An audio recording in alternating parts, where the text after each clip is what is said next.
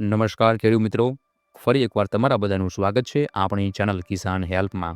ખેડૂત મિત્રો, આજે આપણે એવા વિષય પર વાત કરવાના છીએ જે આપણે આખા વર્ષની મહેનત સાથે જોડાયેલી છે. મિત્રો, આપણે પરસેવો પાડીને રાત દિવસ એક કરીને અનાજના રાજા એવા ઘઉં પકવીએ છીએ. પણ શું તમને ખબર છે કે ખેતરમાંથી ઘરમાં આવેલા આ ઘઉં જો સાચી રીતે સાચવવામાં ન આવે તો માત્ર 2-3 મહિનામાં જ એમાં ધનેડા, ઈયળ અને સડો બેસી જાય છે. ઘણા મિત્રો ઉતાવળમાં બજારમાંથી ઝેરી કેમિકલવાળી ટીકડીઓ લાવીને ઘઉંમાં નાખી દેશે.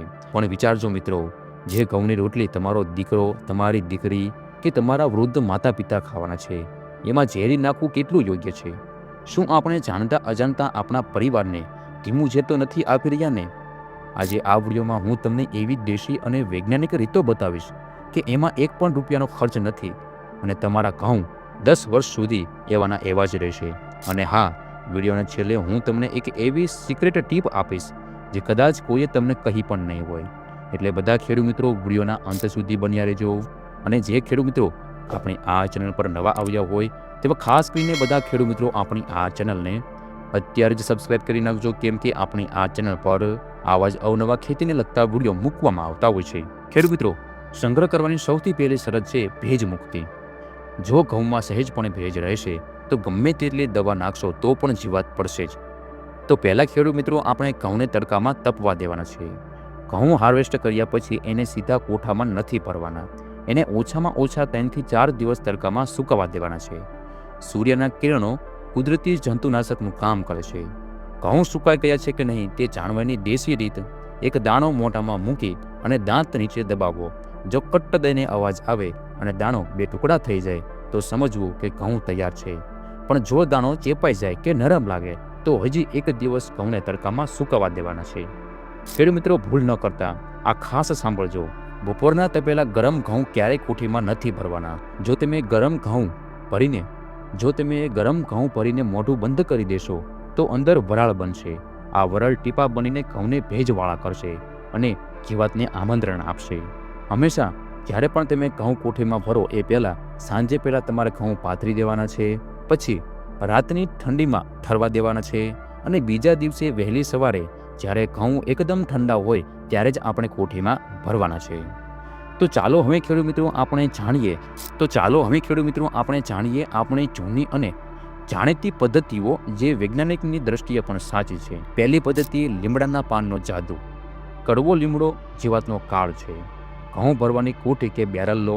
સૌથી નીચે 2-3 ઇંચ સૂકા લીમડાના પાનનું થર કરી દો. હવે 2 ફૂટ જેટલા ઘઉં ભરો, જેની ઉપર ફરી લીમડાના પાન નાખો. આમ થર બાય થર કરતા જાઓ.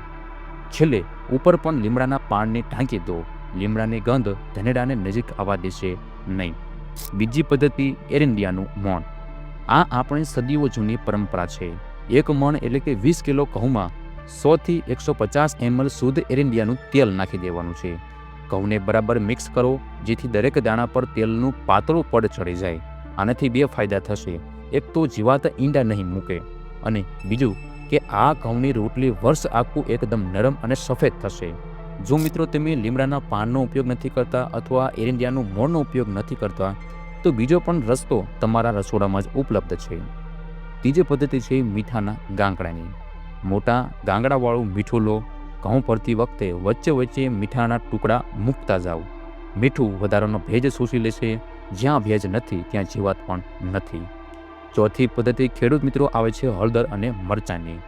સૂકા લાલ મરચાં અને હળદરના ગાંઠિયા કોઠીમાં નાખવાથી એની ઉગ્ર ગંધથી ધનેડા દૂર ભાગે છે.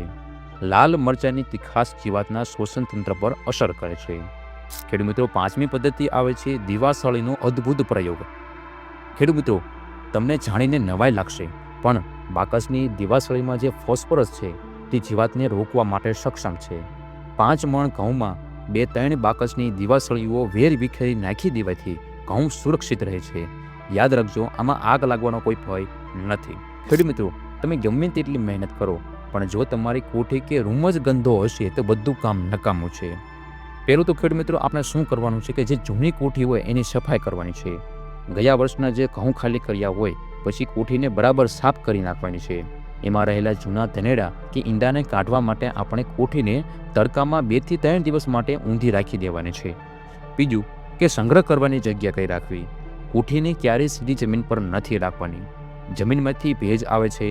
કોઠીને નીચે લાકડાના પાટિયા અથવા જાડું પ્લાસ્ટિક રાખવાનું છે, જેથી જમીનનો જે ભેજ રહ્યો એ કોઠીમાં ન લાગે. ત્યારબાદ ખેડૂત મિત્રો, ઘઉં કર્યા પછી કોઠીનું ઢાંકણું એકદમ ટાઈટ કરી દેવાનું છે. જો જરૂર પડે તો ઢાંકણાને કિનારી પર કપડું બાંધી અથવા માટી લગાવી હવા ચુસ્ત બનાવી દેવાની છે. હવા અંદર નહીં જાય તો જીવાત પેદા થવાની શક્યતા શૂન્ય થઈ જશે. અને હવે સમય છે આજની સિક્રેટ ટીપનો. મિત્રો, ઘઉં જ્યારે તમે થ્રેશરમાંથી ઘટાવો છો ત્યારે જે ઝીણી ભૂકી નીકળે છે, જેને આપણે ગવાર કહીએ છીએ, એ ગવાર આપણે ફેંકી નથી દેવાનું. જો તમે ઘઉંને આ ગવાર સાથે ભરી દેશો તો ધનેડાને હલનચલન કરવાની જગ્યા જ નહીં મળે અને તમારા ઘઉં કુદરતી રીતે જ સુરક્ષિત રહેશે. જ્યારે ખાવા હોય ત્યારે ચાળી લેવા. તો ખેડૂત મિત્રો, આ હતી ઝેર મુક્ત અને ખર્ચ મુક્ત ઘઉં સંગ્રહની વાતો. આપણે ઝેરી ટીકડીઓનો ત્યાગ કરીએ અને આપણી જૂની અસરકારક પદ્ધતિઓ તરફ પાછા વળીએ. તમારા પરિવાર સ્વસ્થ રહેશે તો જ આપણી ખેતી સમૃદ્ધ થશે. જો તમને ખેડૂત મિત્રો આ માહિતી ઉપયોગી લાગી હોય અને સાચી લાગી હોય તો આપણે બીજા ખેડૂત મિત્રોને આ વિડીયો શેર કરવાનું ભૂલતા નહીં.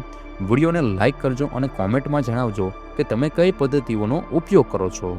આવી જ વધુ માહિતી માટે અમારી ચેનલ કિસાન હેલ્પને સબસ્ક્રાઇબ કરો. હવે ખેડૂત મિત્રો, આપણે એક નવા વિડીયોમાં નવી માહિતી લઈને મળીશું. ત્યાં સુધી તમારા બધાનો ખૂબ ખૂબ આભાર. જય જવાન, જય કિસાન.